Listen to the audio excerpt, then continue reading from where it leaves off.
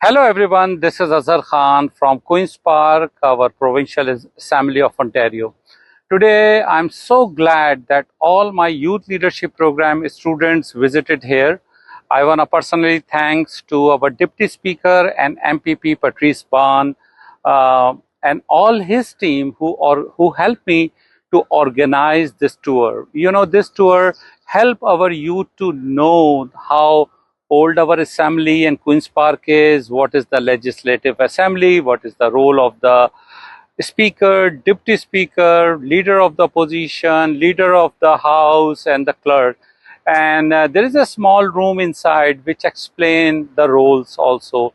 And I'm so glad that in a very early age of our youth, they learn about all the protocols, all the rules of regulation of this amazing and prestigious building of Queen's Park. We are doing again this tour, but I'm again so glad that our youth came here, understand the legislation and understand the role of Provincial Assembly, Queen's Park.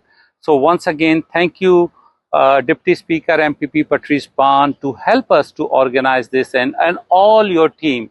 Thank you everyone, and hope one day you come here and do this amazing tour. Thank you.